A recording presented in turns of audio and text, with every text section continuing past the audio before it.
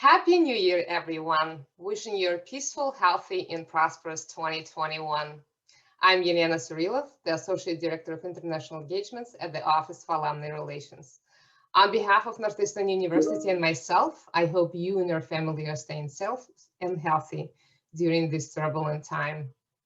Welcome to our final session, the grand finale on Raja Yoga meditation brought to us by Brahma Kumari's World Spiritual University.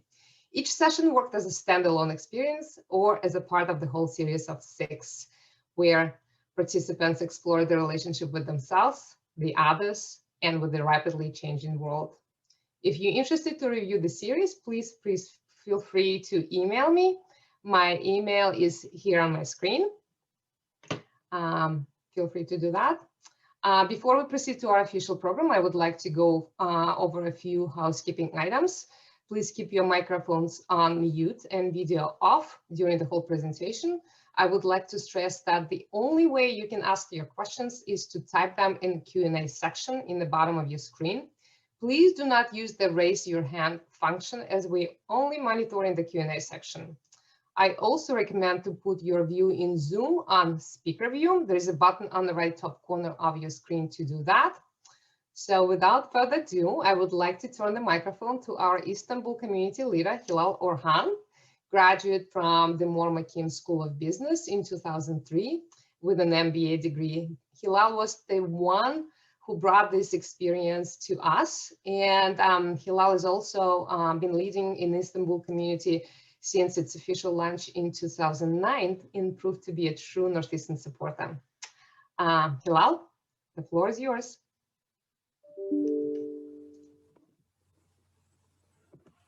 A very good evening to everyone. As Yelena said, this is the final episode of a long journey that we started together with a team of, yogis and with Yelena all together since last June. Tonight's program will give us an opportunity to actually hear all about meditation, what meditation is, and from both of the spectrum, scientific, also practical side of it. Scientific side, we will hear a professor from Northeastern, Professor Susan, and the practical aspect of meditation, how our thoughts, manifests in our day-to-day life, because these yogis practically apply Raj Yoga meditation into their day-to-day life.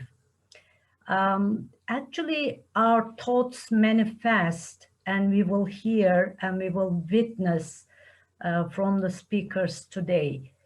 All our thoughts manifest in our lives, but we forget about it, and we don't realize that it manifests because it probably, time lapse, and as it is not within a short period of time, we forget about it. So going back to my story, as if you allow me, the speakers and Philippa, as this being the last episode, as far as I can remember back, my yogi life started since yesterday. That's how short my memory span. But a particular example from my life, how thoughts manifest in my life, was back in primary school, because we were studying in the science classroom. We were studying the body and how all the organs function, this and that. And I was really mesmerized, especially with the heart and brain. So I remember after becoming a student at the spiritual university, I flash back to that time in the classroom, and I was asking in the science classroom to my teacher at primary school, a question. I said, there are everything, and for everything there's a manual, because those were the years that the colored TVs, video recorders were just new, and for everything there were manuals. So I said, As there are manuals, user manuals, is there a user manual for this body? So that was my question. By then, or what it had seemed very peculiar question, years later flashback, and I found my very user manual, not for this body or the body itself, but I found the user manual at the spiritual university. And I feel that this is a manual, not for day-to-day life, but it's like for the renewing and for refining what's going to become. So it's not a user manual of the current time, but it's like a creation. So it's like a future, like user manual. So I hope my story and my sharing will bring some inspiration, especially after hearing the speakers. And there will be newness also in your lives this year. And please accept this as my New Year gift to all the listeners. And thank you for participating to all the episodes, and especially to this one, because we will witness how our thoughts really manifest in our lives. And as a last word, I would like to share a motto of Spiritual University. It says, if it's not now, then never. Not in the sense to kind of like dishearten, but to stress, emphasize that time is now and we cannot delay it. Thank you very much. And over to you, Philippa. Thank you so much to both Yelena at Northeastern in Boston and to Hilal in Turkey for your words of welcome and your blessings for all of us for 2021. I think, Hilal, your description of a manual, a life manual is a beautiful one, not just for the life we're living now, but a manual for the life that we would like to live in the future. I think that's a lovely way of putting it. So a very warm welcome from me as well, Philippa Blackham. You're joining us for the 6th episode in a series of programs that has very much been a collaboration between Northeastern University in Boston and the Brahma Kumaris, which has teaching centers in over 110 countries throughout the world. And it has been really quite a journey of self-discovery that we have been on since autumn last year, really, as we've really delved into some quite deep topics, understanding what we mean by awareness and consciousness, trying to really get a handle on who is the I that I refer to when I look within. And also when we have a spiritual understanding of awareness, how that begins to change the way we see the world around us, how it changes the way we interact with other people. We've also been looking at how we create a vision going forwards, how our beliefs shape what we would like to achieve in the world, how we would like to see the world change. And also in our most recent session, very much looking at a vision of the future world and seeing how we need to really be thinking in a new way to adapt to the changes that we are seeing around us at this present time.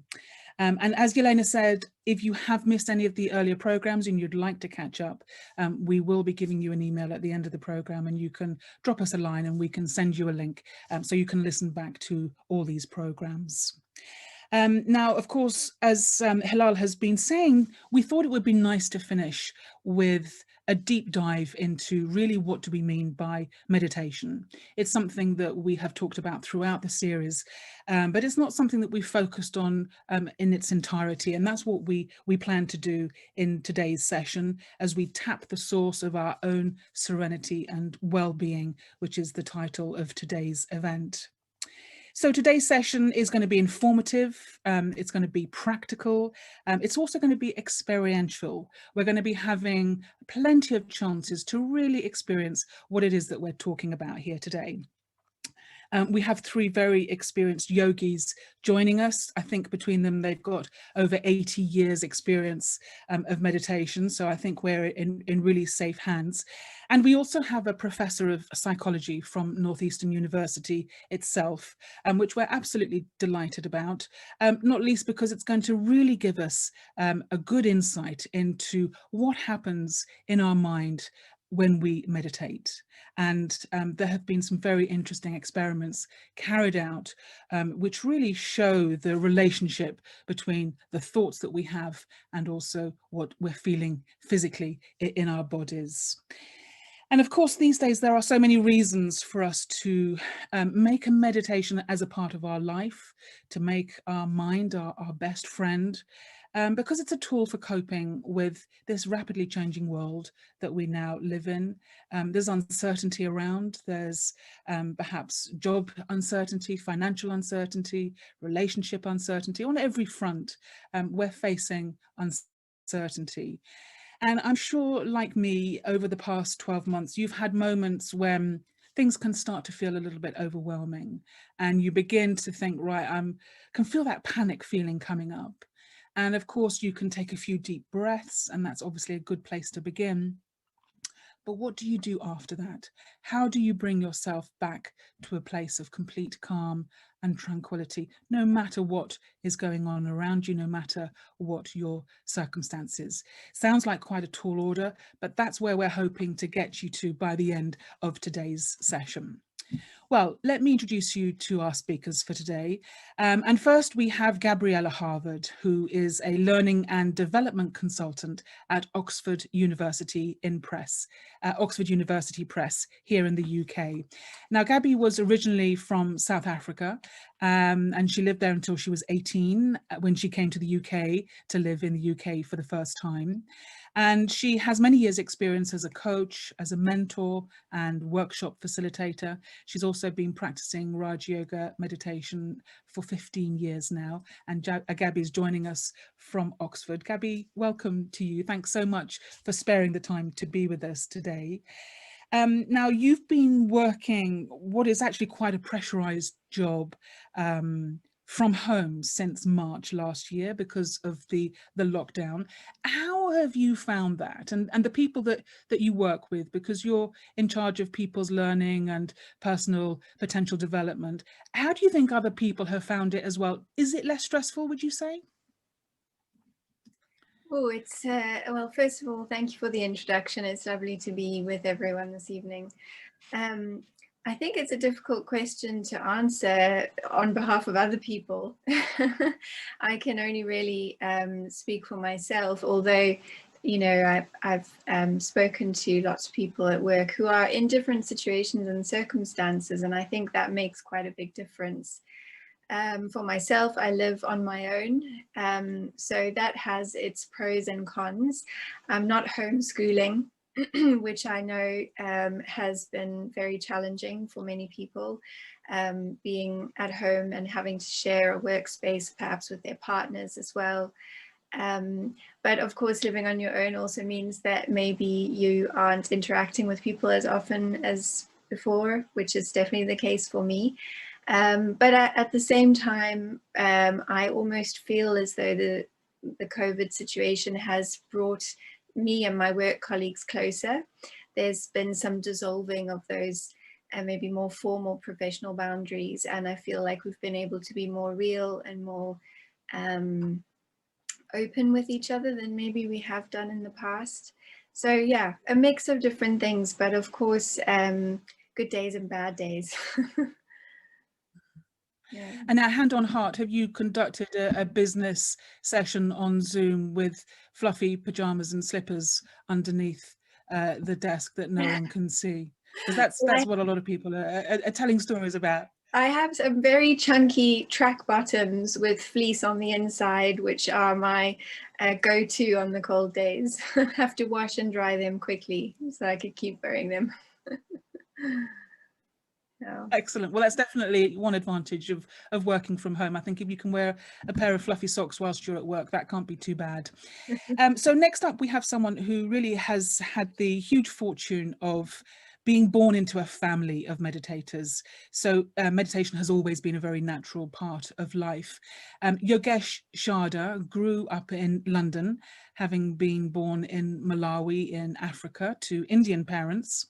He also then lived in Oxford for many years before then moving to Turkey, where he's been coordinating the work of the Brahma Kumaris for, I think, almost 20 years now, Yogesh. His professional work as an executive coach with top businesses has seen him traveling all around the world, delivering courses and talks to people from all backgrounds and all walks of life.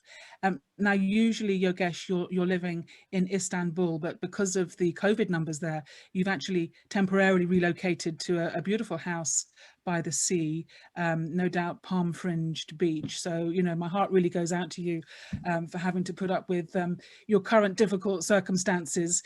But do you really feel the situation is quite different where you are now out of the city? Is it noticeably different?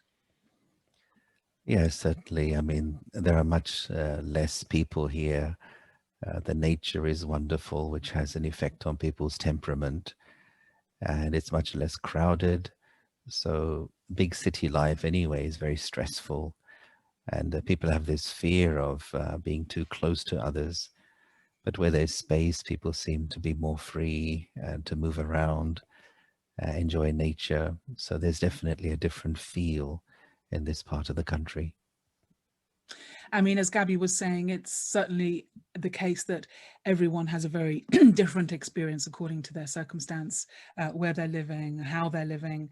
But, you know, I think no matter what situation you're in, it has been a stressful time, and there is certainly uncertainty. Well, we'll be hearing more from Yogesh in just a moment, but let me just continue with our introductions, as our final meditator is from another beautiful part of the world, Tampa in Florida, no doubt not short of palm-fringed beaches there either. Now, having done her first degree in civil engineering, Shireen Chada came over to the US from her hometown in Hyderabad in India when she was 21 in order to do her master's degree. And while she was there, she came across the Brahma Kumaris at a local museum and has stayed ever since. Now, along with writing 3 books on her experience of meditation, she's also turned her creative skills to the production of beautiful meditation videos under the banner Release Your Wings. And I'm really delighted that Shireen has created a meditation experience with audio visuals, which is going to be shared in today's session for the very first time. Shireen, thank you so much, and a really warm welcome to you. It's great to have you with us. Thank you, Philippa. Now, when you're that's really great to have you. So what do you find is your starting point when you're putting together a meditation experience? Do you feel it's the words that you're using in a commentary? Is it the music? Is it the visuals? Or what do you feel for most people is the thing which really helps them get into the zone the quickest? There are 2 questions in there, actually. What is my starting point and what helps other people? So my starting point would be the words, because I am like a word person, but I know that for others, it is visuals and music. So I take great pains to even pick the right visuals and music because of that.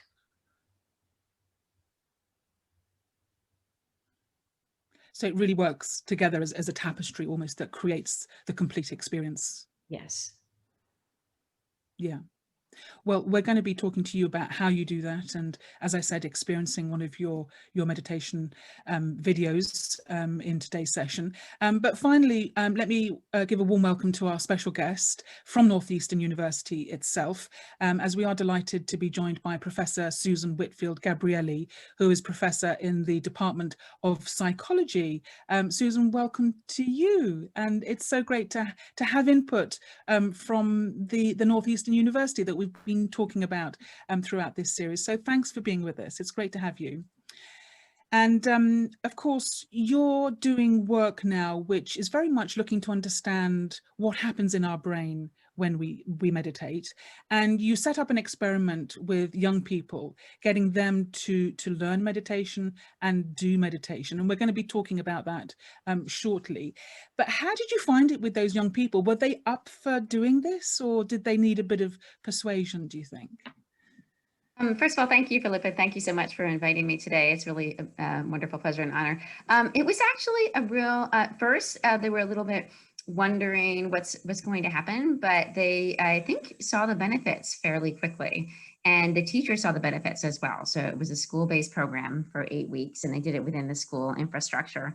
And it was really striking to see, you know, well, of course, we saw the data afterwards to see their attention increase and their self-perceived stress decrease, but you could see it in the children. It was really spectacular.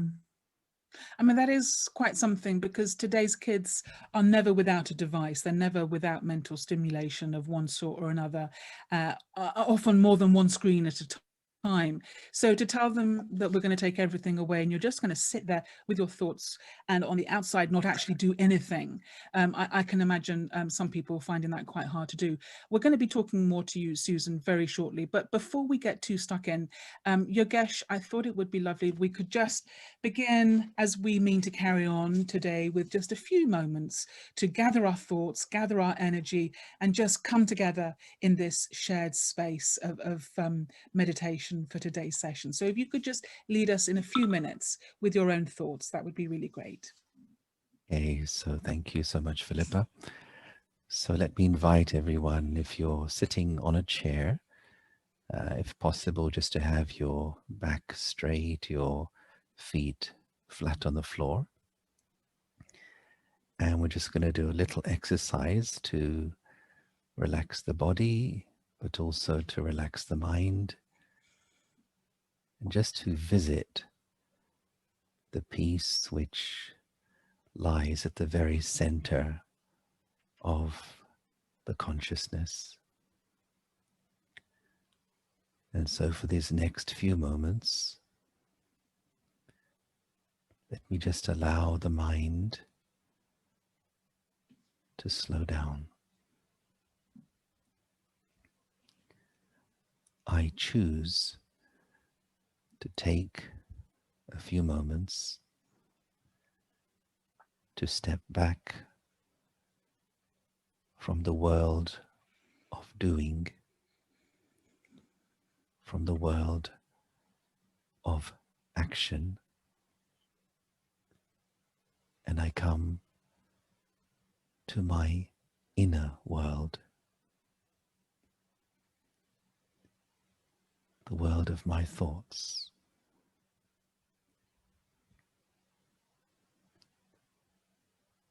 Let me visit, let me experience the stillness, the peace, which is within my own self.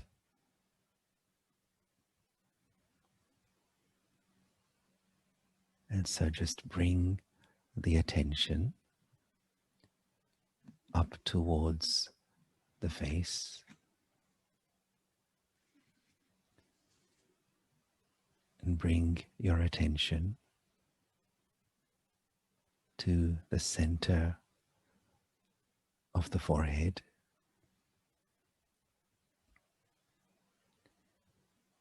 And here just picture a tiny room. And this is the quiet room of peace.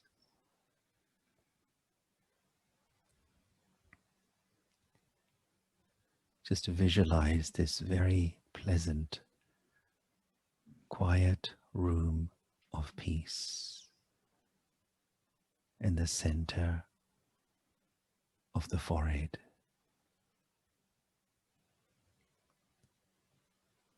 And this is my private and personal space.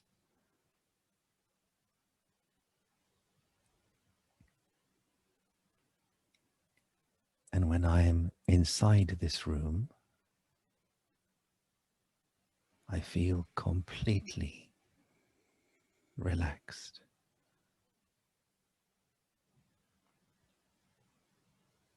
This is the place where I can be myself.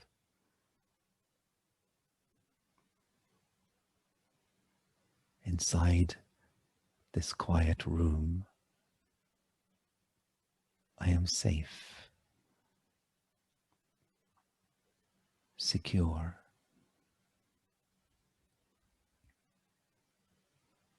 I am free from the pressures and the demands of the outside world.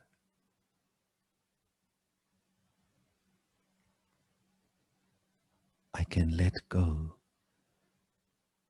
of my daily roles and responsibilities.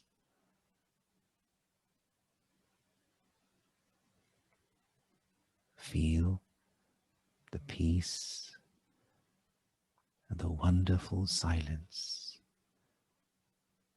of your quiet room.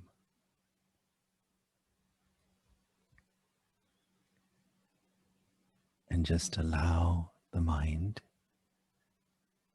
to absorb this atmosphere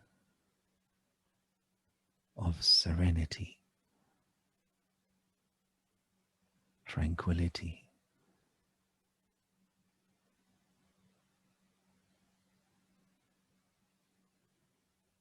The thoughts begin to slow down. The mind becomes calm, quiet, relaxed, peaceful, and free.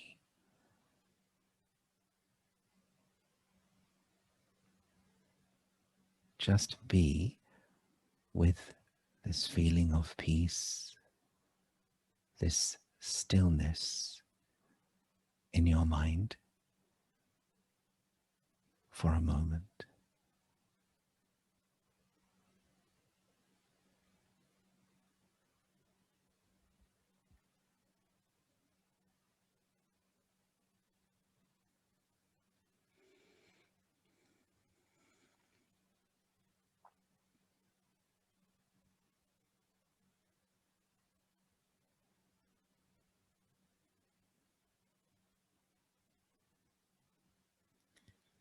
Okay, thank you.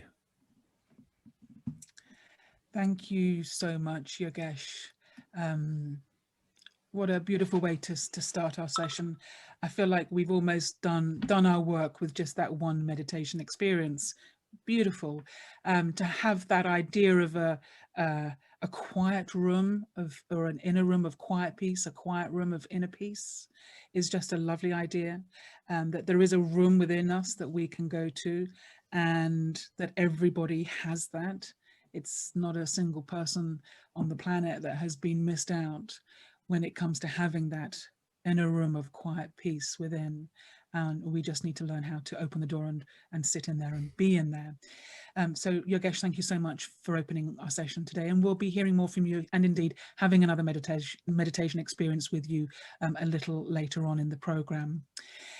So we said it was going to be informative, practical and experiential, and I think let's dive in straight away with the informative, because we have Susan with us, and Susan has been doing an enormous amount of research looking at brain functioning and what happens in our brain when we sit intentionally with this purpose of wanting to meditate. Susan, talk us through what your intention was when you began this particular research project. What were you hoping to discover? Thank you for asking that question. So I've been working a lot with people who have been suffering from very severe to mild mental disorders, ranging from anxiety, depression, ADHD, and a lot of psychosis. And I have been working a lot with psychopharmacological methods to help people alleviate their symptoms, but I was really looking to look for more behavioral measures to alleviate some of these symptoms. And so the more research I did with mindfulness meditation, I realized that it was accessible to so many people who could really achieve great things, change their brain networks, and be able to, minimize some symptoms that are difficult to change. Because so many people, when they hit that road bump of anxiety, depression, the feeling of falling apart, and we've all of us touched that experience at some time in our life.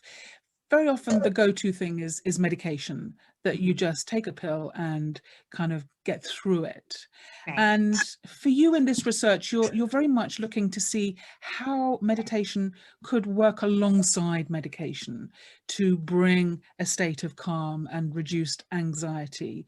And you're working specifically with young children. Tell us about the project and what you did and how you set it up. Well, we're working with young children as well as teens with anxiety and depression, as well as adults with psychosis. With the children, we have been using mindfulness interventions, or I should say mindfulness training in the schools in Boston. So we have trained the teachers and the children 12 years of age to perform mindfulness meditation. And we do 8 weeks of this mindfulness meditation for 15 minutes a day, which is in the construct of the school system. And what we found is we did brain imaging before and after. And what we found was that the children, although a little bit apprehensive at first, did engage in the mindfulness meditation, deep breathing exercises, focusing on the present. And what we found was that their brain networks were modulated in very meaningful ways. And the modulation or changes of brain networks corresponded to decrease self-perceived stress and increase in attention. And you came up with this cunning idea of creating a visual representation of what is going on in the mind. In other words, seeing your thoughts put in front of you, which is quite an exhilarating idea. How did that part of the project work? How did you carry that out? That's a wonderful question. So with many different behavioral modifications or modulations, you don't really get any kind of visual feedback as to how you're actually changing your brain. And so for many years, starting 20 years ago back at Stanford, we tried to develop a technique to train people to change their brain networks or brain activation in certain regions. And so we thought, well, wouldn't that be wonderful if we could teach people how to do mindfulness meditation a little bit better, if we could feed back, give them a visual display of how they're actually changing their brain when they're performing mindfulness meditation. And so we wanted to take this wonderful intervention or wonderful mindfulness-based ability to change your brain and just give the visual feedback to individuals who are practicing mindfulness meditation to let them see how they're actually in real time changing their brain. And I mean, we're going to look at some slides in a minute, which will explain this further. But what can you say about the changes that do occur in us, both in our brain and also maybe in our bodies, when we do successfully bring ourselves to a place of calm and meditation? That's a wonderful question. And to answer that question, I'll first tell you about a particular brain network that neuroscientists have identified with the use of neuroimaging called the default mode network. And that brain network is really interesting because it really is associated with our inner mental selves. And so we noticed that, well, first of all, it's called the brain default mode network because it's not activated when we're performing a particular task, but rather when our minds are free to roam. So we may be reminiscing about the past, we may be planning about the future, or if we're feeling a little bit depressed, we may be ruminating about the past, or if we're feeling a bit anxious, we may be worrying about the future. However, if we use mindfulness meditation that allows us to focus on the present instead of rehashing the past or worrying about the future, we find that this mindfulness meditation can suppress this default mode network and allow us to reduce these symptoms that are related to anxiety and depression, like stress, worry, rumination, and even increase attention. And that's what we found in the children, and that's what we found in patients who are suffering from mental illness. So there's a way of actually measuring the brain, the signals being given out by the brain, which demonstrate this change, this process of change. I'm just wondering about the meditators that we've got on today's session, whether we could, we can't, but it would be fun to see when they meditate, whether their mind is wandering or whether they're actually, you know, nicely focused in the present moment. Would you be able to determine how well someone is meditating using this technology and equipment? Not only can we determine how much they're mindful versus mind wandering, but they can see visual feedback, which helps accelerate the learning process of mindfulness meditation, and may even augment the clinical and cognitive benefits, in the sense that they may be even able to achieve the benefits of mindfulness meditation even faster and even more. Right. Well, maybe somehow we'll do it, but I'd be very interested to see an experienced meditator and what's happening to their brain frequencies as they're meditating. But show us the slides that you've got and talk us through how you accumulated this data and what the experiment actually looked like for the person who was actually in the process, in the program. Okay, can you see my slides here? Absolutely. Okay, so what we have devised is a technology based on magnetic resonance imaging, or MRI, to be able to give visual feedback to how people are changing their brain networks through mindfulness meditation. And so what you'll see here is that in this particular case, we have a patient lying in the scanner, and we'll recording their brain activation with fMRI, which tracks the bold signal, which measures where the blood is flowing in the brain. And then we give them visual feedback through this mirror on how they're changing their brain when they're performing mindfulness meditation. So they're just lying in the scanner performing mindfulness meditation, but they're not just doing mindfulness meditation, they're also getting visual feedback. And that visual feedback is coming from the fMRI signal that we're tracking. So here they are lying in the scanner. And what do you mean? What do you mean by fMRI? Can you just say what that is? So this is functional magnetic resonance imaging, which is a way in which we use this MRI scanner to track where the blood is flowing in the brain, and then we can look at these networks in the brain, and we are targeting on an individual level various networks like the default mode network, which we know is related to the inner mind wandering and mindful self, as well as something called the central executive network, which we know is activated when we're performing attention demanding tasks. And then we track these signals and transform these signals into a ball task. And so the patients are lying in the scanner performing mindfulness meditation while simultaneously doing a ball task. And what we're training them to do is basically performing this task so that we can identify the default mode network, which we know is related to the inner mental space, and it's increased when we may be anxious, worried about the future, or depressed, or ruminating about the past. And we're tracking that signal, which is located here in blue. We're also tracking a brain network called the central executive network, which we can locate here in red. And when you're engaged in mindfulness meditation, what happens is that you're suppressing or decreasing the default mode network and increasing the central executive because you're attending. And so that's a good brain state for mindfulness meditation. So that signal is transformed over to the ball task, and it moves the ball with a hop size relative to the difference of these signals. And the goal of the task is to move the ball up into the red circle up here. So we track the brain as people are doing mindfulness meditation. However, if the subject is mind wandering, then what happens is that the default mode network increases and the central executive decreases. In that case, that's a bad mindful state. And so then when you transform that fMRI signal into the ball task, the ball moves down. So the patients are trained to move the white ball with their mind. So they're literally not moving anything other than the brain activation with their mind. So they're using the mind to move the ball. And the ball moves up with the goal of moving up into the yellow circle when they're focused with mindfulness meditation. However, the ball will move down when they're mind wandering. To the left over here, you'll see what the experimenter is tracking. You can see a region in the front of the brain called the medial cortex, or in the side of the brain called the dorsolateral prefrontal cortex. These regions are representing the default mode network and the central executive, respectively. And so this is what the experimenter is seeing, and this is what the patient is seeing. So they're moving the ball simply by doing mindfulness meditation. And I can show you an example, if you'll let me, where this is a patient who has been struggling. And at first, this patient was not able to diminish the default mode network.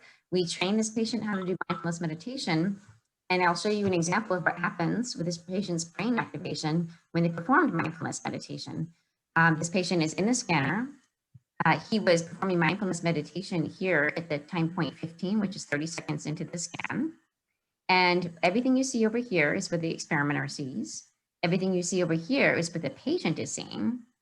And I see I'm showing you a little brain here where he's pumping his weights to like increase his attention and decrease the negative effects of anxiety and depression that comes about when focusing too much on the internal self.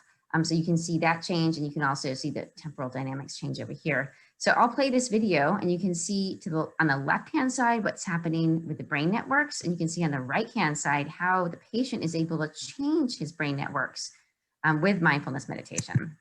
So here you can see in green the default mode network starting right now when he's starting to meditate. He's pushing that default network down. He's increasing his central executive. You can see it. He's moving the ball up. He gets the ball up into the yellow circle. That circle shrinks to make the task dynamically more difficult. And you can see, and I'll play it one more time, that the patient was able to do this quite successfully. And I have to say the patient, and not only this patient, but many patients have been extremely excited about being able to manipulate their brain through mindfulness meditation. And they often consequently have diminished clinical symptoms, including anxiety, depression, and even auditory hallucinations. I mean, this is absolutely brilliant and absolutely fascinating that there are two different brain functionings, one when we're going about our normal day-to-day life, and another one when we are intentionally bringing ourselves to a place of calm through meditation. And I feel like this should be available to everyone. This should be something that we should all have access to, because the consequences of seeing how your thinking is affecting you is there for you in black and white, as is so brilliantly demonstrated. How excited were the patients, the subjects in this, to see how they did have a control over their thinking, and what difference do you think participating in this actually made to their lives? I have to tell you that that's what I'm most excited about, having a one-on-one interaction with the patients. And we started this with a sample of patients who were suffering from severe auditory hallucinations with schizophrenia. And it was, they were primarily treatment resistant. In other words, they've tried various pharmacological interventions and so on and so forth. But when we were able to teach them how to do mindfulness meditation, and they were able to see how they themselves could control their brain networks and brain activation, they were really excited. I just can't even convey the excitement that they had when they came out of the center. They want to come back over and over and over. They're super excited. They practice mindfulness meditation when they're not in the scanner. And that has had a tremendous impact on their, not only their brain networks, but also their symptoms. They have had significantly fewer and less severe auditory hallucinations. And this also can help people suffering from ADHD, anxiety, depression, and even people who are not necessarily suffering from mental illness to be able to gain control over their mental lives and brain activation. It could help, just basically a tool for them to use. And do you feel optimistic that you can persuade clinicians to think more along these lines rather than the go-to medication that they might be used to prescribing? Well, I think it's a challenge to persuade people not to go first to pharmacology. However, and then, you know, the devil's advocate may say, well, MRIs are really expensive. Why should we put all of our patients in an MRI? But there are electrophysiological correlates of these signals that we're modulating or changing that we're actually looking into right now, signatures of the default mode network that we may be able to train people to change. And ultimately, this is just a tool. This is a tool for them to learn how to do mindfulness meditation that they can do without any kind of physiological feedback. And I am hoping, I'm very hopeful, that clinicians will be open to this idea to either augment pharmacology or even perhaps replace pharmacology in many different circumstances.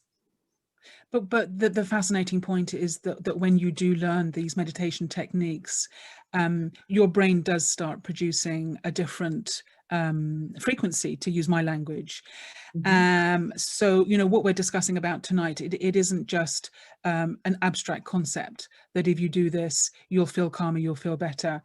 You're actually demonstrating here that meditation, mindful meditation, is demonstratable, and that when you do it, you will feel that calm, and it will bring a sense of relief from symptoms that you were perhaps experiencing before. It's really, really extraordinary. That's exactly true. And we do bring people back over and over to get their brain scanned, and we can see subsequent change of their brain networks over time through the mindfulness meditation. So it's just quite real. So you can see people's symptoms actually changing over time as they put what they've learned into practice in their lives. And we not only see the symptoms change over time, but we can see the symptoms change in relation to their brain networks changing. Great. Well, if you were nearer to me and I'm the other side of the pond from you, I'd be coming down, knocking on your door to have a go at this, because it just looks fascinating. And, you know, I think everyone who meditates would be really intrigued to see whether their mind actually wanders or not when they're meditating. It would be a good test for us all. Susan, if you could stop sharing your screen now, that's perfect, and we can see you. Wonderful. You're going to be with us throughout this session, so if we can, I'd like to use you as a bit of a a guinea pig for all of our meditation sessions, just to see how you find it, how you get on, whether you're able to follow the meditations as we go through them. But you know, let's leave it there for now, because we need to move on. But really fascinating work, and thank you so much for sharing what it is that you've been doing. You and of course a whole team. Susan heads up a whole team that are involved with this. So really, really interesting. So if I can bring Gabby in at this point, because we're going to have some sharing around meditation in the real world, how it works for different people. And Gabby, as I said, you work quite a pressurized job, and you managed to find meditation as a form of helping you with difficult emotional states that you pass through from time to time. And for you, it's quite a practical approach, meditation. Talk us through, for you, how it plays an active part in your life. Sure. Well, I guess to start off with, just to say that I became a student of Raja Yoga 15 years ago, as you mentioned, and spent a good 10 years learning a lot about that form of meditation. And I really feel like that's created an amazing foundation for me and for my practice now. I think having some guidance, having some input from somewhere really, helps you find what works for you ultimately. But it kind of gives you that discipline, which I guess is part of a regular practice. But yes, it has evolved over time. And I would say probably maybe 3 years ago, I started doing a more of a meditative journaling practice, you could say, which I call dialoguing with love. And that has really been, I don't know, a chapter change for me, you could say. It's been incredibly helpful in recognizing how I respond to myself, my own relationship with myself, just in my everyday situations and circumstances. So, you know, we all have triggers every now and again. Maybe it's an exchange with someone, something didn't go as well as we planned, and sometimes it's bigger things. You know, it can be small or big. And I've just found it really helpful to have a practice that gets me to tune in with whatever's going on at that particular moment in time.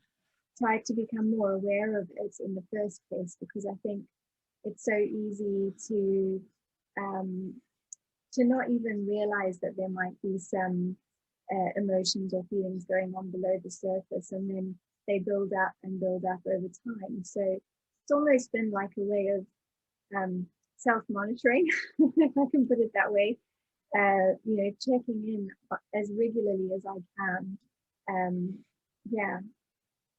I don't know if you want me to describe the practice a bit more. Or... Yeah, I'm intrigued by this journaling aspect that you talk about, because not everyone who meditates does this, and I suppose it's one practical way of getting everything that's in your head down on paper, so that you can see it and maybe just step aside from it, put it in perspective, and feel lightened from the burden of all those thoughts that are going on inside your head.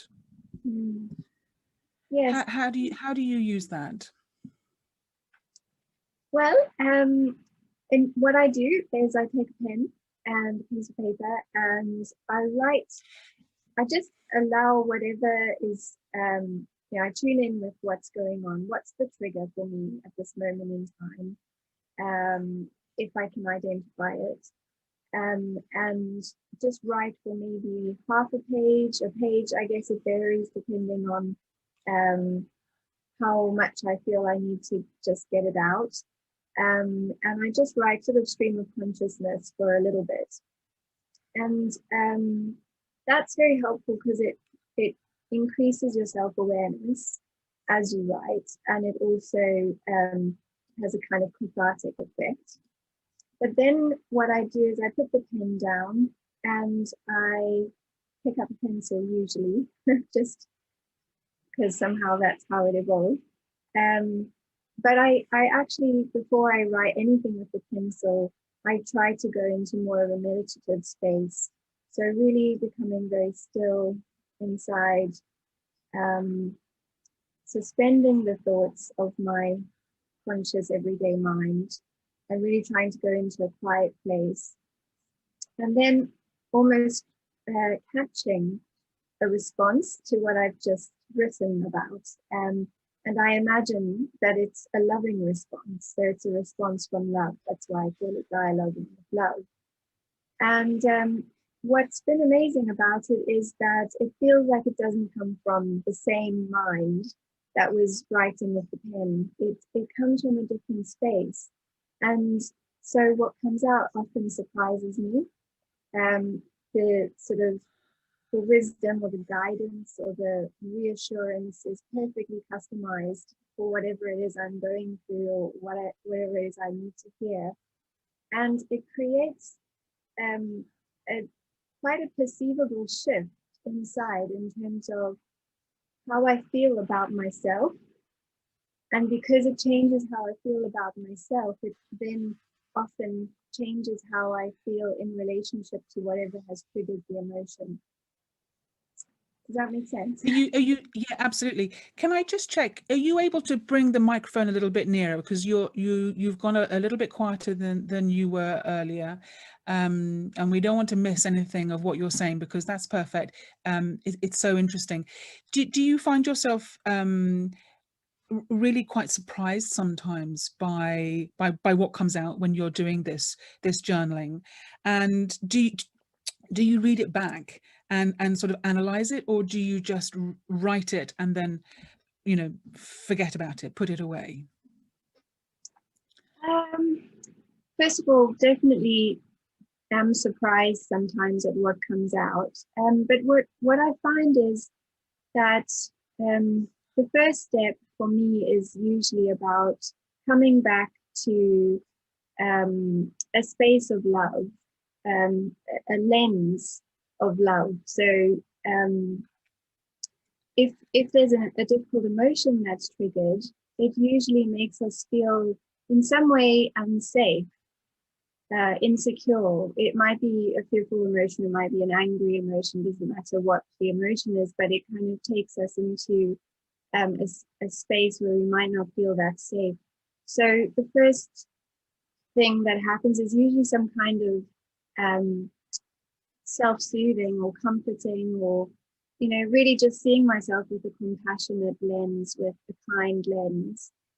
And then, because it changes how I feel about myself, the next step is often about then maybe challenging the perception that I've had that triggered that difficult emotion.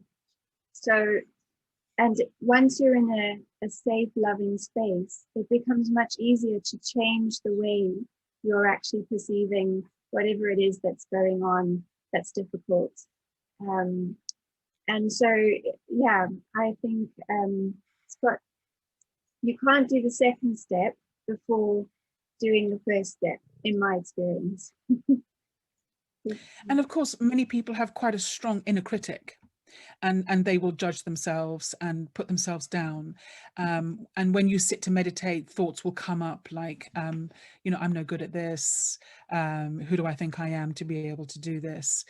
And so you're really addressing that head on by giving a voice to that part of you, writing it down so that you can see it for what it is, and then create some distance between you and that thought.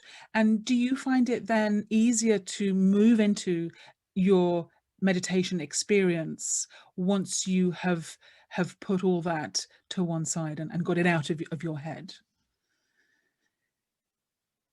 I think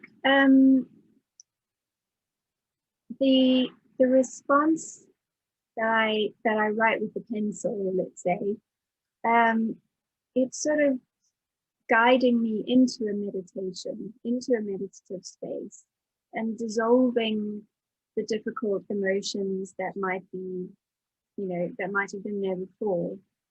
So once that shift has happened, it's almost like then I can go on with my day, but in a completely different frame of mind or different consciousness, you could say. So for me, it's all about getting that shift. And sometimes it takes longer than other times. Sometimes it's easier to access than other times. But I can usually perceive very easily that when the change occurs, when I go from feeling, I guess you could say, in a fearful space to being in a loving space where I feel in good relationship with myself. So it's having that loving dialogue with yourself, as you say, which then, once you feel safe, you can open up to that experience, you can trust it, and you can really sink into it, which is great, because, we're all different and different things work for different people. And if you're someone who is quite sort of, writing oriented, I think it's lovely to include writing as part of your daily practice. And would you say this writing is something that you do once a week or twice a week, or how often would you do this? I've had times where I've been able to do it every day, and I guess I go through different phases. At the moment, I'm probably doing it 2 or 3 times a week. And I guess that's where the discipline comes in. It's also, and I say discipline, but in a way it's a love. It's a loving discipline. I think though that when you're going through something challenging, there's a natural motivation. You feel more drawn to do something because you're uncomfortable in some way. And so yeah, I guess when there's more challenging things going on, I tend to do it more frequently. Well, it's great to talk to someone who has really journeyed with meditation as a very practical part of their life, and you know, you've created this this method that you're sharing very much by yourself. It's something that you've discovered and worked with, and you've made it work for you, and so that's really inspiring to hear such a you know, a profound process that can be made available to you through such a simple activity as actually getting out your pencil and a piece of paper and meeting yourself on that page. Well, Gabby, I could talk to you for longer, but I think it would be nice to move into an experience of the meditation that you're talking about. Obviously, we don't have time for each of us to do our own writing practice, which would be a lovely thing to do. But if you could just lead us into a meditation of the sort of thing that you experience having done that that journaling, that writing that you've talked about, and we can just get an insight into what works for you once you're in that stage of going into the meditation experience. That would be great. Great, thanks, Philippa. So I guess I would just invite everyone to imagine that it's not me speaking to you, but love speaking to you, love personified, as you listen to these words. So let's just start by taking a deep breath.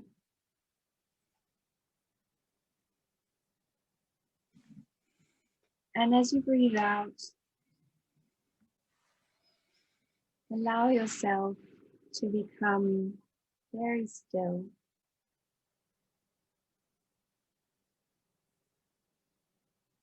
To arrive fully to this present moment.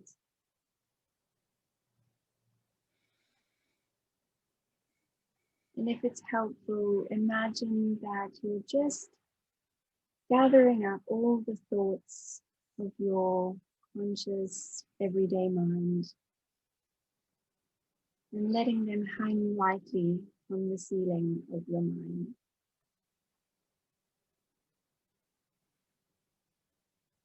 Making space and quietness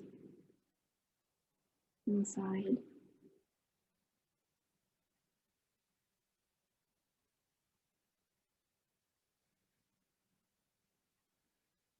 And as you arrive more fully in the present moment, notice how your awareness awakens. And you become more conscious of the sounds that might be around you. Maybe that's voices in the background or just the sound of a ticking clock.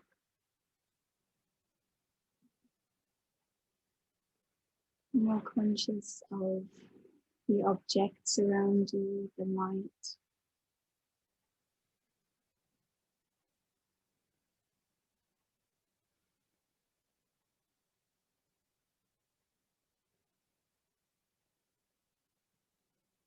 And just see if you can listen.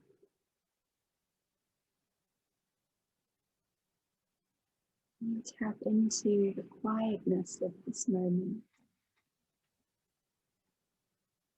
The gentleness of this moment.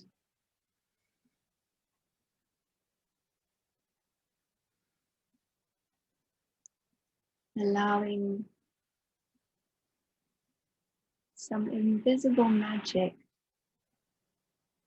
to seep out from behind the curtain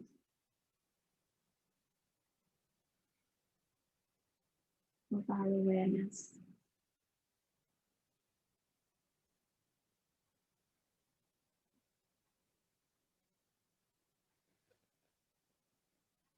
It's as though everything around you is holding you in stillness and quietness.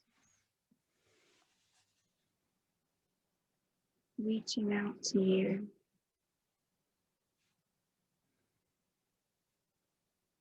Reminding you that you are Okay.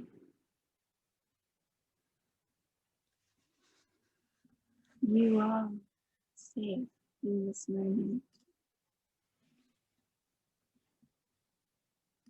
You are held. You are supported.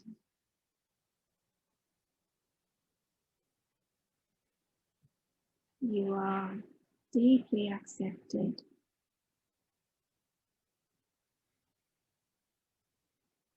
You are understood.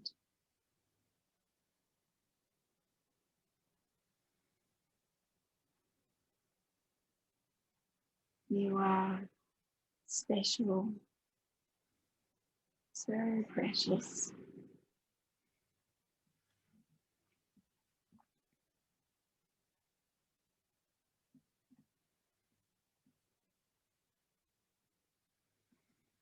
It's as though you step into the awareness of your own value.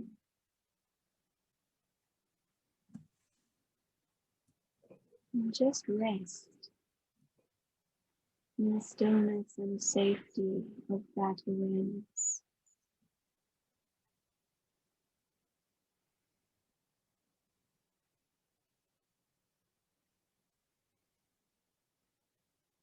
Not value based on who likes or approves.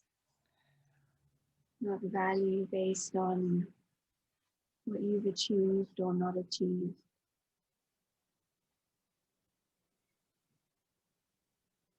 Just a simple value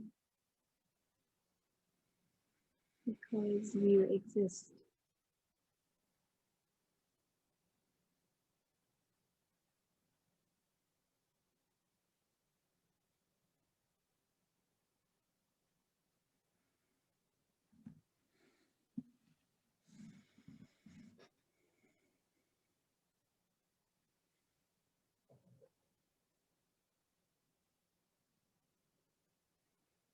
And so whatever in your life concerns you, whatever troubles you or grabs for your attention, from this space of feeling completely safe in the awareness of your own value, look upon that situation, those players and yourself with kind eyes, with compassionate eyes. Know that there is nothing to fix or change or control or explain or prove or figure out. The only thing to do, your only job, is to come to this place of stillness. Come back to the awareness of your value.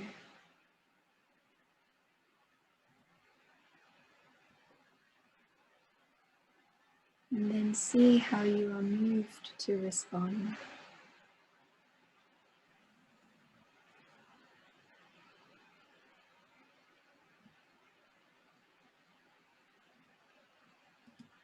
Allow love to move you.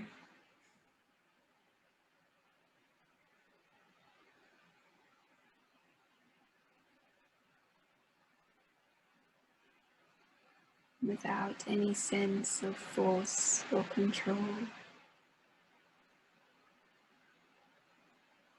It's as though we can relax and surrender to love's flow.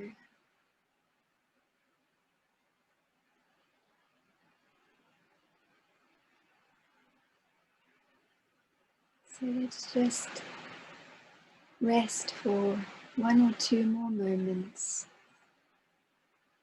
in this sense of complete safety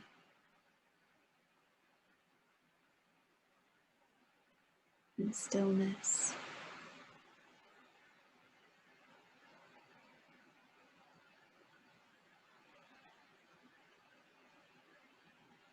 In the awareness of our own value.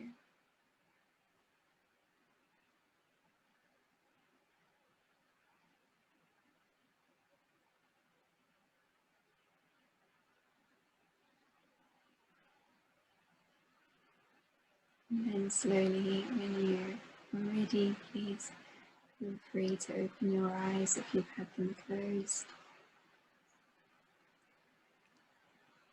And bring this practice to a close. Thank you. Thank you so much, Gabby. You really took us to a very deep place of self-love and self-acceptance. And it made me realize the importance of really feeling safe in yourself. If you're going to let go, you first of all do need to feel safe. You need to feel held and supported, because otherwise you're going to hold on. And so much of our life is about trying to control things around us, hold on to them. But actually meditation is about letting go and allowing yourself to feel that embrace of love for yourself, and love coming to you from beyond yourself as well. So thank you so much. That was really, really exquisite. And, you know, apologies if you were struggling with the sound there, but hopefully by turning up the sound on your device, you were able to catch everything Gabby was saying, because so beautiful. Gabby, stay with us.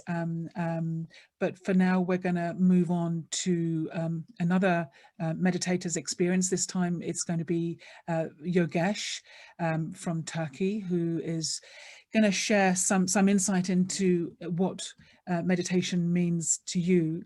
And Yogesh, it must be quite hard for you in a way, because you've always known meditation. You've never known a time in your life when meditation wasn't happening around you. But Gabby there giving us a really good insight into a starting point of self-love, self-acceptance, and feeling safe. For you, though, the starting point with seeing the self as a spiritual being, as a non-physical being, can you talk us through what you mean by that, and what difference that shift in perspective can make when it comes to sitting down to practice meditation? Yeah, certainly the beginning point of meditation, and in my view, the basis of how we experience life, is very much a question of identity, how I see myself. And I'm sure our listeners also are aware of this saying that you don't see life as it is, but you see life as you are, according to who you think you are. And so I find that exploring identity is really the foundation of being able to meditate. And so before doing meditation, I found that it was important for me to do some spiritual study. And as you say, I was exposed to this when I was a child. And so as you grow up, especially in your teenage years, there are many, many challenges which come. And you get into competition, you're looking for identity, you're trying to prove yourself. And so growing up in that kind of environment was also quite confusing. Plus, of course, as you get a bit older, when you're kind of 16, 17, you're making decisions about your study and how that's going to impact the rest of your life, your working life. And I had people giving me lots of advice. Yogesh, you should study this, you should go there, you should do the other. Even relatives I didn't know I had were advising me. So, you know, I wanted to please everyone. But one question that came to me was, well, what is it that I really want? And have I even explored this question? And so when I would sit quietly and ask myself that question, then I realized that the answer is already inside me. But because the mind was quite busy trying to please others, I couldn't hear the voice of my own inner wisdom trying to guide me. And so one of the things that meditation gave me was the chance to be still and really listen to myself, and to find my identity beyond the identity of family, race, nationality, culture, and so on. So I find that in this regard, in addition to meditation, it's quite important to do some spiritual study. Otherwise, it's like a bird trying to fly with one wing, and it can't take off. It just goes around in circles. And without proper knowledge and understanding, I think sometimes a person can become, kind of like a head in the clouds type person, wanting to have a feeling and experience, but where is it taking me? There could be lack of clarity there. So for me, I found both of those coming together made it meaningful, so that I could be at peace with myself, but I could also move forward with my life and live a life of meaning and usefulness to the people around me. Very, very interesting idea. And when you talk about the importance of study, and it's like having a framework within which you can operate. Otherwise, you're just sort of grabbing branches as you walk along, and it can be. I think that's a stage that you go through of exploring and trying things out. But then you reach a point where you find something which you can then stay with long enough to really experience it deeply. So this importance of study that you're stressing, I think, is a really, really important point. And for you, in terms of how you shift your awareness from seeing yourself as the physical body, with the culture, the gender, whatever the background is, to seeing yourself as a spiritual being, what is it that you're really beginning to understand about yourself when you make that shift? Firstly, let me say that, I was 8 or 9 when I started, so I had these experiences before even understanding them. So I would sit in meditation and would experience myself to be the spiritual being or to be the soul. And it's only later, when I began to study, that I understood what I was actually experiencing. So for me, it's like stepping back from all the masks that we usually wear. As we mentioned before, the body, the age, the race, the culture, the nationality. And in a way, all of these for me are what I have and what I do. But I'm not what I have. I'm not what I do. And so stepping back from those two realms, coming to who I am. And the answer to that in our spiritual studies, I am the inner being, the spiritual energy. I am the soul. And that's what we visualize as this star of spiritual light in the center of the forehead. But then I would say, I make a distinction, Philippa, between people who meditate and people who are meditators. So I think a lot of people meditate to relax, to deal with the stress of life and so on, and that can be fine. But for me, what was important is to be a meditator, and that's a lifestyle.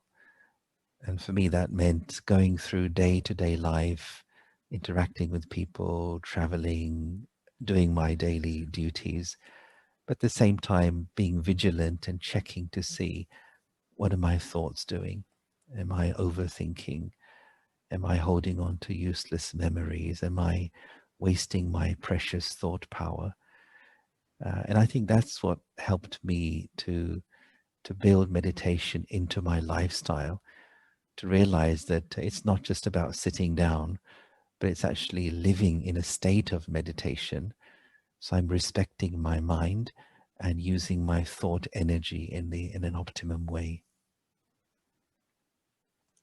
It's a very good point, because I think a lot of people just get the idea that meditation is, it's like a class that you can do, and it's something that you can, maybe practice a couple of times. But what you're saying is that it becomes more than that. It becomes how you live. It informs every part of how you live. live, and how you live actually is integral to the practice of meditation, because your lifestyle and what you're doing day to day is going to affect your thoughts, your mind, and your mind is going to affect your lifestyle. So it becomes a whole package that once you engage with it, and it's at that point that you begin to really see changes in your life happen when you make that commitment to it. Yeah, it's for me, it's like being an athlete. So if an athlete wishes to win, for example, the gold medal in the races, then for her or for him, eating healthy is a lifestyle. So she or he will naturally be aware of what I eat, when I eat, how much I eat, because maintaining optimum weight is essential for an athlete. And so for me, meditation is like being a mental athlete, where as I go through the day, I want to take care of how I'm spending my thought energy. Because when we think too much, or we have lots of waste or superfluous thoughts, it does create a heaviness in the mind. And then when you sit to meditate, it's like, you find it difficult to experience anything because of the weight of all the waste and unnecessary thoughts. So there is a combination between lifestyle and the quality of meditation where you're sitting down. And that's one reason I think why this particular meditation has been very useful for me. It's because it's about making it natural rather than just a technique or a practice to do. It becomes who you are very much. And I noticed with Gabby, she was doing meditation with her eyes open, and that is actually a practice that is encouraged in Raja Yoga, with the idea that, meditation isn't just something you go off and do for 5 minutes, 10 minutes at various times in the day, but it becomes a natural way of being in the whole of your life. So you can be meditating whilst you're washing up, whilst you're walking along, whilst you're performing your tasks. So I'd like to just sort of drill you a little bit on your own, what you do when you meditate. Because you've been in Istanbul and you've had people around you, obviously pre-COVID, and that's a lovely experience to meditate with other people. But here you are now in a house that is not where you normally live. So how would you go about your day-to-day practice? Would you find a space within the house that you would set up as your little zone, or do you not need to do that? Would you sit down intentionally and have focused thinking? Would you do breathing? Would you have certain thoughts that you would introduce into your mind as you're beginning to meditate? What does it look like in your actual life, being this meditator that you're talking about?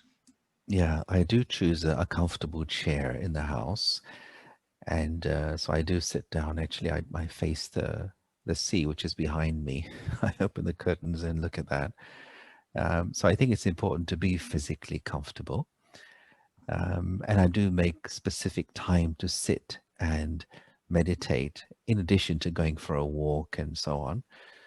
So when I do sit down, then the first thing I always do is to become aware of my spiritual identity.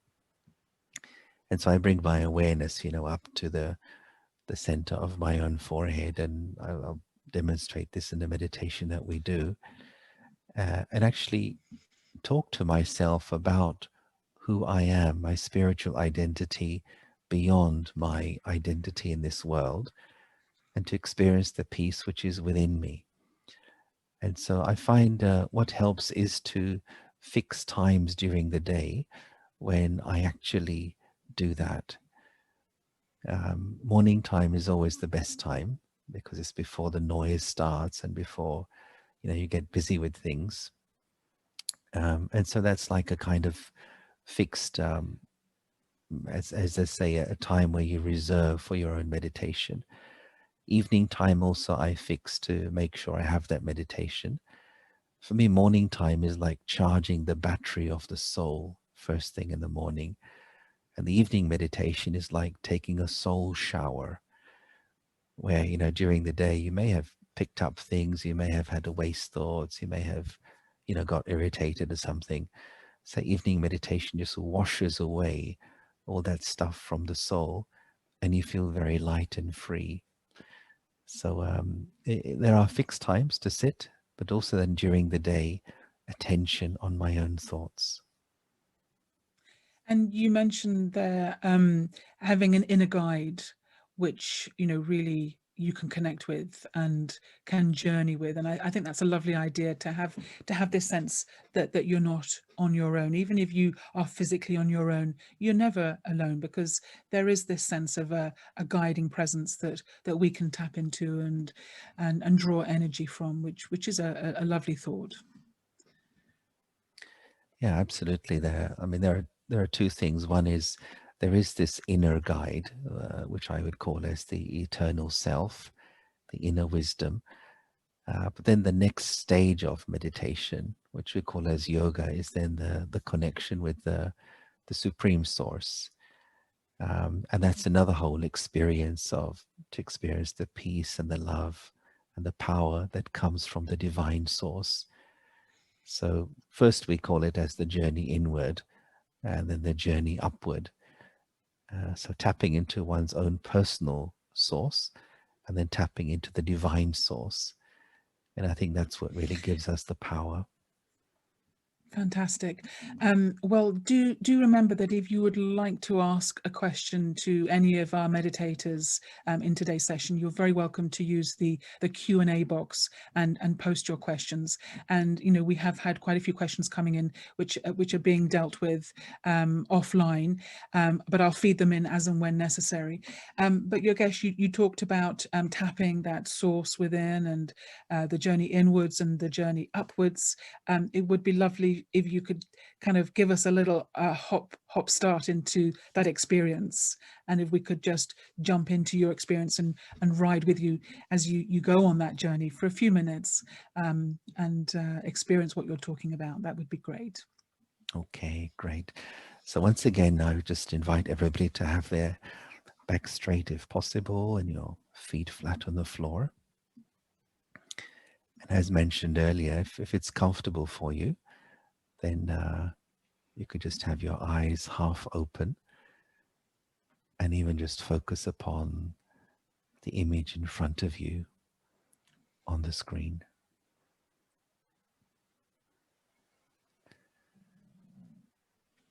And so when I sit for meditation, I want to be with my own self. I want to experience my true self.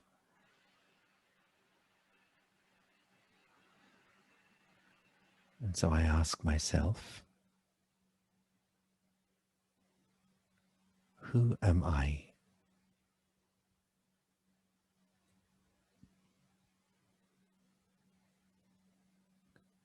I know there is more to me than simply the roles and the responsibilities that I have in daily life.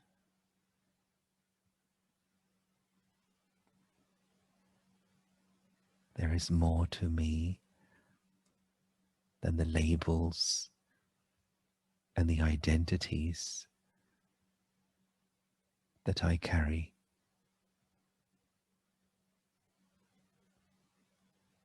There is more to me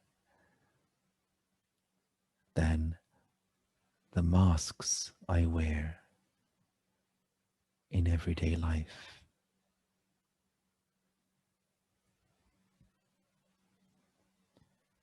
And when I look in the mirror, I see the reflection of my face, my body, but there is more to me than simply this.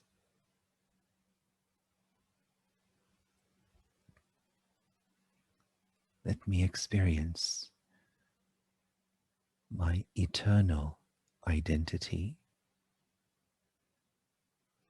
beyond the physical.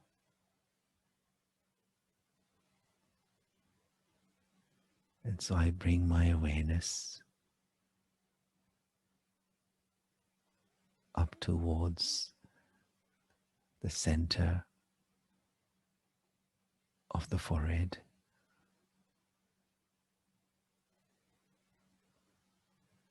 And here I picture this wonderful star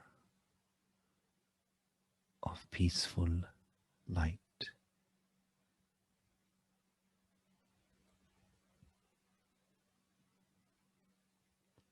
This beautiful star of peaceful energy in the center of the forehead.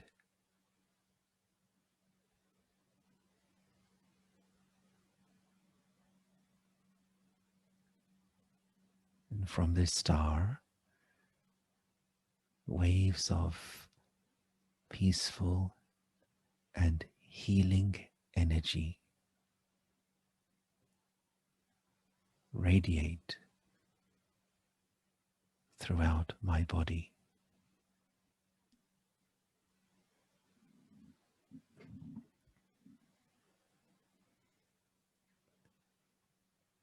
And this beautiful star of peace in the center of the forehead, this is me.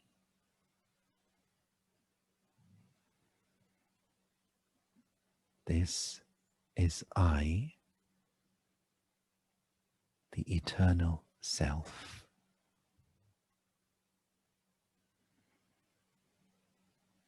This is I, the true self.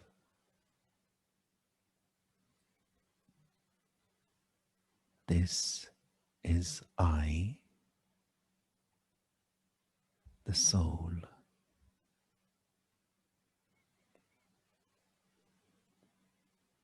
I, the soul,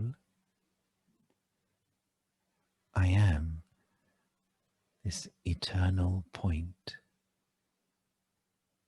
of living spiritual energy.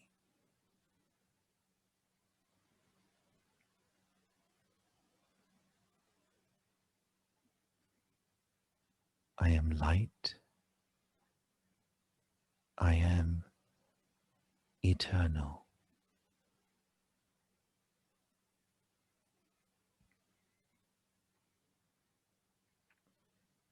And deep within myself, there is a reservoir of inner peace.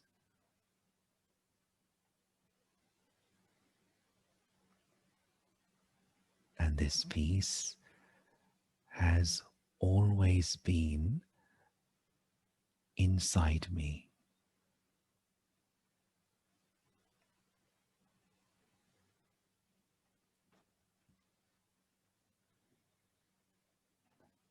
And now I choose to emerge this peace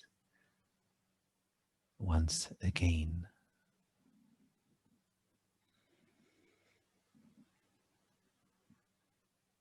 All I have to do is just to be aware.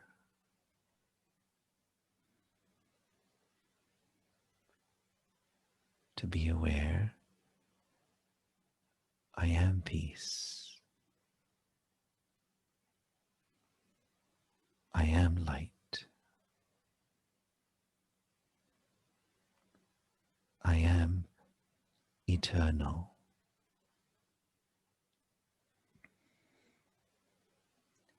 I am free.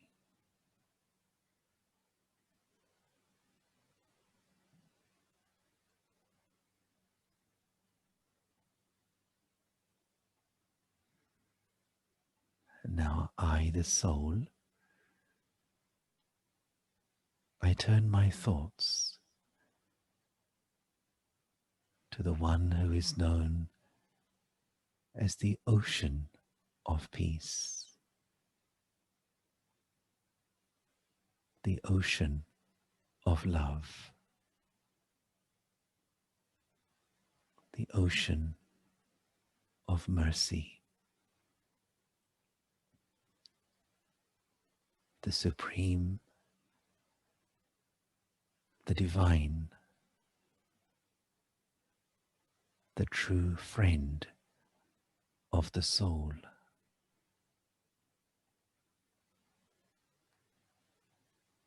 The one who accepts me as I am.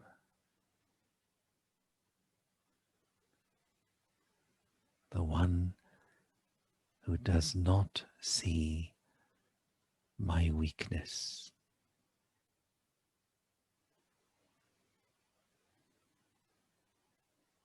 The one who knows me better than I know myself.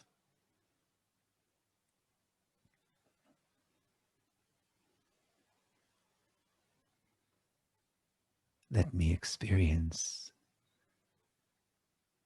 this divine companionship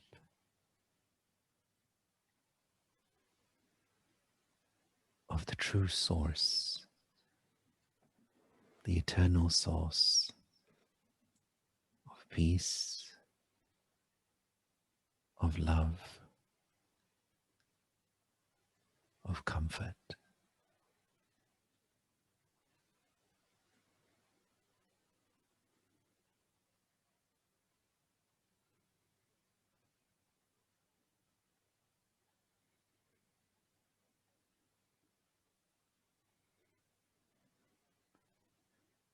Keeping this experience with me,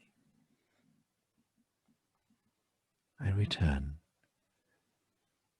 to the awareness of my surroundings.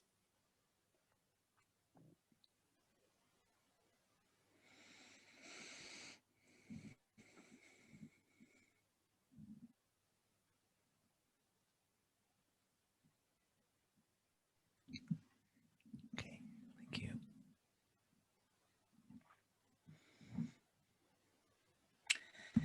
Thank you so much, Yogesh. We really are going deeper and deeper into the experience of meditation as our program progresses. And Gabby introduced us to this idea of dialoguing with ourselves, with the idea of nurture and self-love.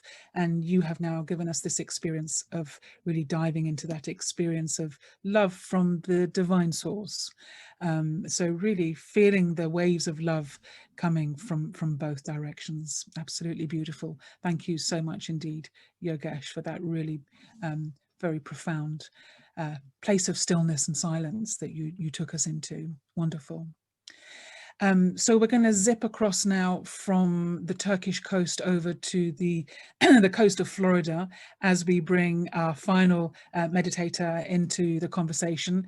Shireen's been sat there quietly meditating throughout, but it's interesting when I think of your story as I introduced you at the beginning of the program, Shireen. You really have been on quite a journey yourself. If you think of growing up in India, being a student of engineering, coming over to America, and then suddenly discovering this whole journey of meditation. It's quite a span of different realities that you have had to live through.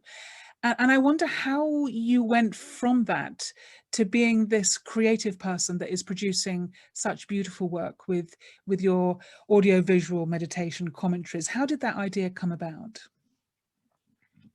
I guess in a meditation. Actually, even I wasn't very sure about my creative abilities for the longest time. And I guess, meditation really brings out what your calling is. And I remember about 15 years ago, really going through my life and wondering, even after I've been already meditating for more than 10 years at that point, but I was wondering what my calling was, what my contribution to the world was. And I did a lot of soul searching, a lot of meditation, a lot of silence. And then I thought, this is something I could really do, because there were all these ideas going on in my head about, how it could be presented. And so I guess it just gradually evolved from that. And you had to teach yourself the skills of how to physically produce it, which you do yourself, because all of that was new to you. But I guess having an engineering scientific mind has helped with all the sort of the technical side of things, which you've had to get your head round. But was there also a sense in you of wanting to really do something that was of service to humanity, that people could really have a profound experience through what you were offering? Yes. Actually, just this morning, I'm preparing for a session later tonight, and I was, the question I'm asking everyone is, what is your superpower? So I feel that each of us really has a superpower, which is a spiritual superpower. I'm not talking about Superman flying and things like that. And I feel that my superpower is love for the Supreme Source and love for humanity. And I've always really cared about humanity. And that's why actually I started on this journey, more than me experiencing anything personally, because my life was going fine. But I was really feeling how what everyone was going through. And I was really feeling their pain, and I felt that even these meditations are a response to what I feel for people, my empathy for people, what they're going through, and let me help in some way. So it's really become something that has built up. And do you have feedback from people as to how they have worked with these visual meditation commentaries, and how they have changed the way they see things? Yes. So we have this YouTube channel now. Before we used to put it on TV. So we have this YouTube channel now called Release Your Wings. And so we do get feedback every day on the channel of how the meditations are helping them, how the talks. So we do even interviews and talks and spiritual talks, and how they're really helping them. Yes, we do get a lot of feedback, and that's very nice to get that feedback. So you obviously put a huge amount of thought into each one, but if you could condense your hope, your desire for people to experience something through these meditations, what is the message that you're trying to convey, would you say? Just today, when we were sitting, when you were introducing the program and you were talking about serenity and well-being, I was thinking that peace, which is serenity, is an aspect of peace. Peace is the underlying, like you could say, a gateway experience for everything. I feel to even experience love, we need to experience peace. If I'm not experiencing peace, then I won't be able to experience love, whether self-love or love from the source or love other people's love. So I feel that one thing is that, so I would say, to answer your questions, two things I would like people to take away. One is that they experience that peace, that deep reservoir of peace that's within us. I want people to experience that. And two, I want people to not be afraid to go within. I want people to understand there is a deep treasure inside each of us, and I want them to tap into their treasure. I feel many times people are afraid to go within, and that's something I want to demystify that, of the process of going within, of the process of connecting to our original nature, of experiencing peace, of just being in solitude with the self and really communing with the self, communing with the source. so I want to demystify that, and I want people to feel that that's something that there's a huge treasure and it's very enjoyable, and they should do it often, not just every day, often. And do you feel that the current times that we're going through and the stresses that people are under, that people are reaching out more and more for some supports, for some tools and techniques that they can use to help them get through what can often be very painful times that people are experiencing? To be honest, I'm not sure if it's more. I feel it should be more, but I'm not sure if it's more. We do get a little bit more maybe, but I don't think it's as much as it should be. I feel people are underutilizing this tool, this meditation tool, of just connecting to their spiritual identity, connecting with the source. I feel they are underutilizing that. And so I really, my hope is that more people would do it. And especially now, I think we need it more than ever before.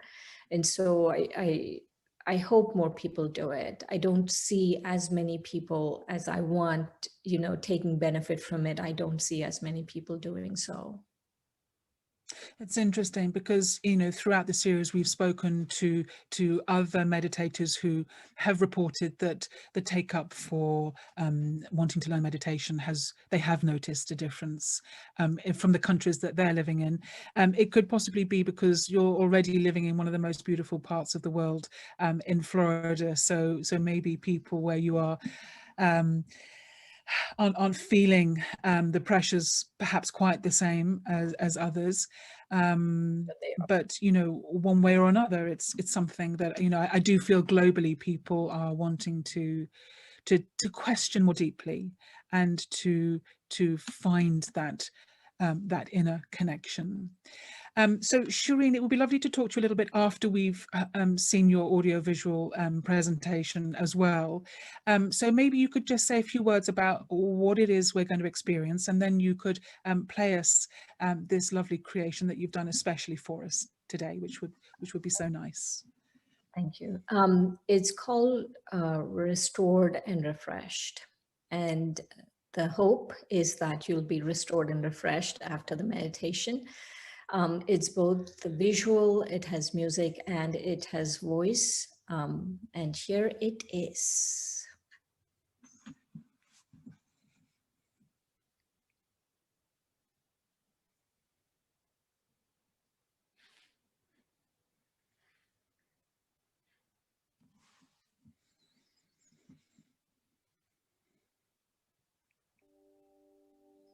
Take a nice, slow, deep breath. Breathe in and out.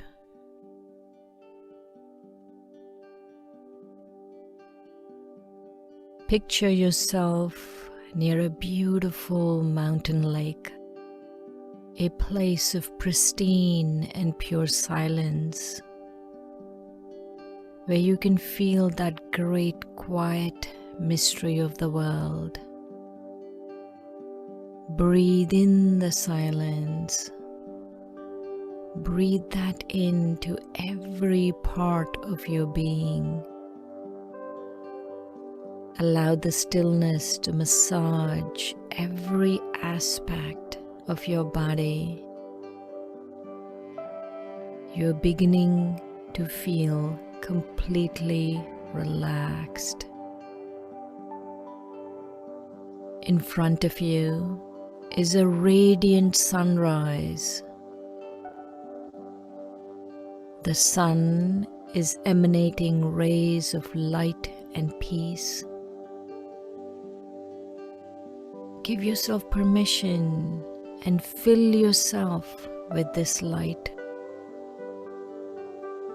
Let the rays of peace and serenity enter into you.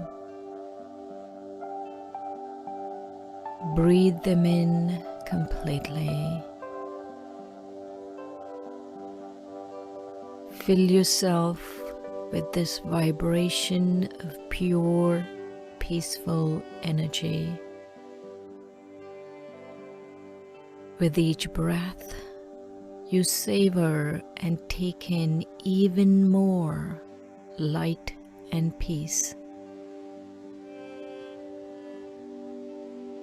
You hear the wind and the trees and the birds.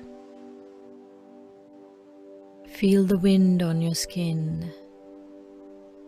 You sense that the earth removes your tension as it pours from your body into the ground. Empty all your stress in the muscles into the earth. Let the earth take everything you don't need in your body away. Take another deep breath and imagine that a silent, powerful energy that lives at the core of the earth is coming up in the form of golden threads and is connecting to your energetic field, to your body. Through these golden roots, you become infused with that still, quiet energy of the earth.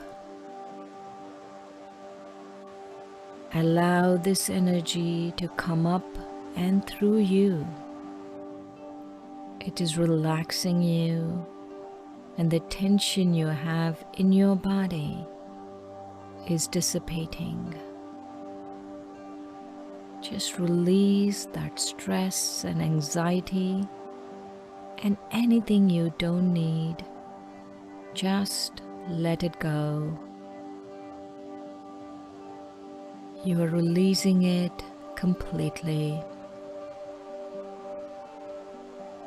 Feel yourself more and more relaxed as you connect to the earth and your breath. In this state, you sense your light, your pure consciousness. You become aware of your light and your true identity as a spiritual being. You're in this body, in this world of form and matter. You are light, you're distinct from it. Pure light suspended within it. In this awareness of yourself as a soul, the spiritual being, you're beginning to feel totally free. Free from the future, free from the past. Free from guilt or regrets. You're just absorbed in being,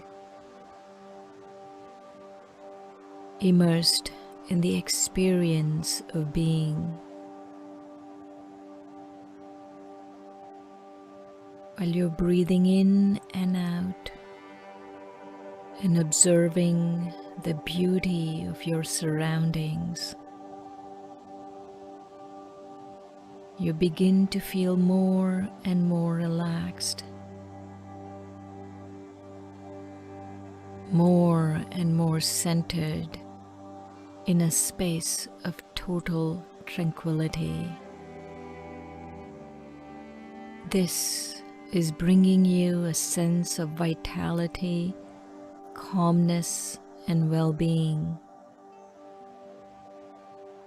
In this pure space of silence, in this solitude, you feel restored and refreshed. Om Shanti, I am peace.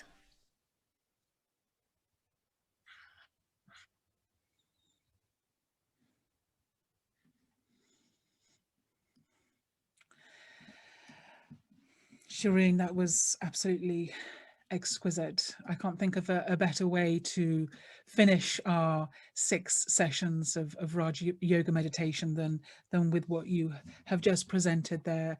You had this beautiful weaving of the music, the visuals, and your voice just sort of gently caressing the whole experience. Phenomenal. Hugely moved by what you have produced. And if people would like to experience more of the same, they can go to YouTube and just type in Release Your Wings, and all the different meditation commentaries will appear. And I'm sure as times get harder, people will more and more appreciate this beautiful gift that you are sharing with the world.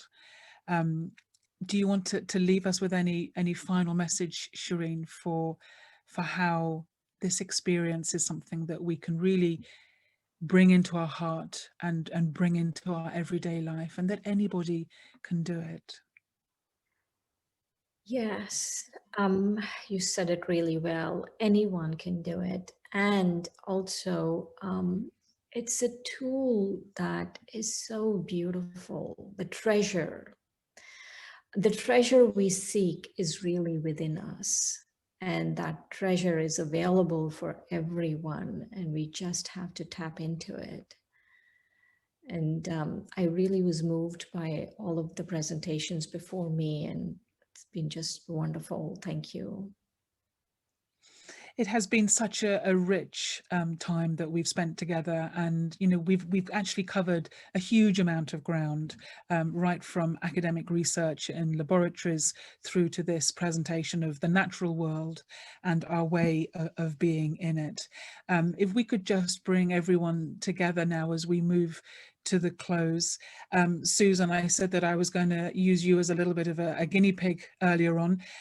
What do you think your subjects, your clients would have made of that meditation commentary that we just experienced from Shireen? Oh, that was absolutely spectacular. I was amazed by how wonderful it was, and I'm sure all of our subjects, our children and patients alike, would have really enjoyed it and had great benefits and been able to modulate their default mode network accordingly. I love it. We're not talking about meditation anymore. We're talking about modulating your default network, and how do we do that? And what have you taken from today's session yourself, Susan, in terms of ideas that you might go away and practice or explore further? I was really influenced by everybody's presentations. I really like Gabby's self-love and acceptance, and her focus on nudge and judgmental aspects based on achievements, and just really acceptance and stillness and awareness. I really enjoyed Yogesh's presentation and journey as well, in terms of meditation as a lifestyle. And I loved the fabulous journey that Shireen took us. It was just spectacular, all of them. Absolutely fabulous. Well, really heartfelt thanks to all of you, because in a way what you've done is not easy, because you're trying to describe an experience that is very personal, it's very individual, and in many ways it's quite ephemeral, and how you put that into words and how you communicate that to others isn't necessarily that easy. But you have all really made it seem something that is within the grasp of everyone. And why would you not want to have this lovely experience as part of your everyday life? Absolutely fabulous. So in our closing minutes, it would be lovely just to bring in Hilal and Yelena, and also behind the scenes who's been working to coordinate everything, Margaret Barron as well, whose name you've seen at the top of the screen. So Yelena, huge thanks to you for really making this whole series possible. It has been a great journey, and you've been such a fabulous hostess and moderator for all our events. And thanks to Hilal too for being the original inspiration for doing this whole series. And I think our closing comments must come from you, Margaret, because you were the one who took the idea of doing this and ran with it, and have done so beautifully. What for you have been the standout moments? Well, I feel that you know, the whole world has been going through such a big thing really with this pandemic. And I think this series has really, for those who've tuned in, has given them hope. And that even though there's a lot going on the outside, the more we go inside and as everyone shared today, resonate with that kind of deep peace that's within ourselves, that true identity of the self, and then take ourselves up and connect, then we have a kind of resilience that when we come back out into the world, it's not that we come out with fear and, you know, confusion. We have something really precious that allows us to move through all situations and get the best from them. So I think the whole series has given people kind of deeper insight into how to do this. Every session has been a bit different, but there's a kind of consistent message that it's about your awareness and it's about your attitude and the vision you hold and what you bring into action. And ultimately, don't just do things for yourself, do something that serves the world. And that is what is going to make you feel great. That would be me. Fantastic. And creating a better world for us all is, of course, the intention behind all of this. And if anyone would like to catch earlier sessions, who do they email to get the link for the different recordings? Well, they can send to, because Yelena's address is up there and she can always forward it to me. And we will also send out some information, because we've talked a lot about meditation today, but there's actually courses that people can take, and there's going to be some different websites, and through those different websites they can actually, you know, take sessions, either group, individual, and actually learn the foundation of Raj Yoga meditation, which all our meditators at some point did the course. Maybe not Yogesh because he grew up with it, but you know, there's a kind of systematic way of learning to meditate, and when you do that, it becomes your own. And I really advise everyone, do from one of the websites, there's some in America, there's England, you know, do take the course and learn how to do it. It's not a difficult thing to do, but you do need some instruction to help you. That you're hearing the result tonight of years of practice, but you have to start the practice, and that's all it's all about, is just starting a practice. And just make it something that is a cornerstone of your life. And of course, one of the spin-offs from this whole lockdown is that so much has moved online. So wherever you're living, you can jump online and there are courses happening online, meditations happening online. It's all available at the click of a few buttons. Thank you very much indeed, Margaret. And indeed, thank you to all of our guests for today's session and for all our previous sessions as well. It's been a terrific journey, so huge thanks, and I wish everybody all the best for their onward journey with their own experience of meditation as they move through these difficult times.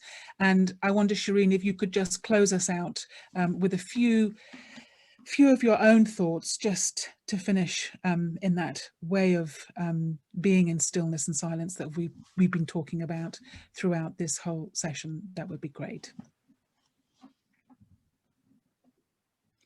Take a deep breath. Breathe in and out.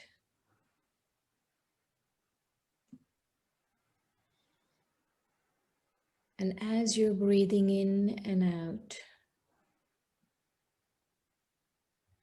focus on yourself as a spiritual being, having a human experience.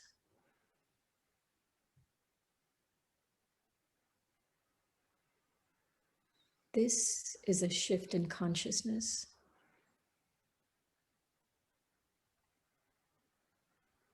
And as you shift your consciousness to the spiritual realm, You realize there's a whole universe of love flowing toward you.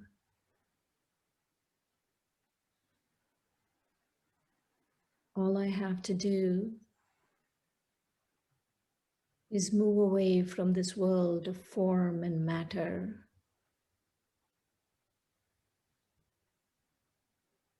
and become light and weightless and pure consciousness.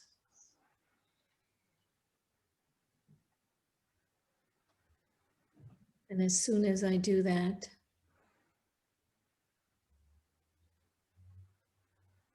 I tap into the source, the divine, the ocean of love.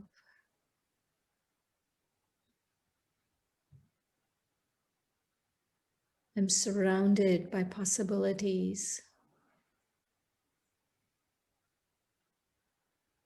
I am surrounded by love.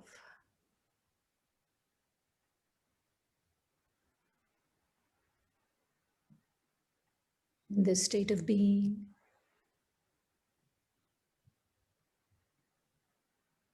I feel I'm extremely loved. I have a deep capacity for love. And the supreme, the ocean of love,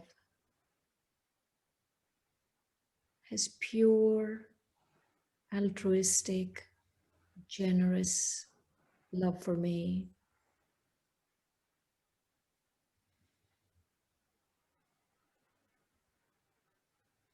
And all I have to do is go within and shift my awareness to being a spiritual person, being, having a human experience. I am light, I'm weightless,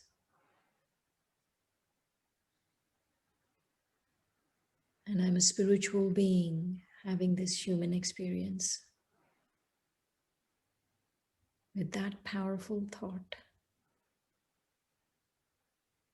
I come back to here and now.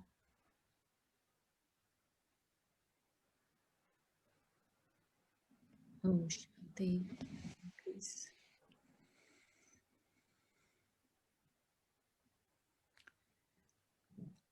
Thank you, Shireen, for closing us out. And thank you to all of you for being part of this journey. From all of us here, we wish you well on your onward journey. Take care, keep safe. And until next time, Om Shanti and goodbye. Yeah, thank you so much, Philippa, Shireen, Susan, Yogesh, and Gabby for delivering such a beautiful, beautiful presentation. Thank you, Hilal, again, for bringing this opportunity our way. And a huge thank you goes to Margaret, who orchestrated the whole thing, as Philippa said that. And Susan, that was amazing, really, to connect to the science and spirituality. That was truly amazing to see that. And thank you, every participant, for joining us tonight.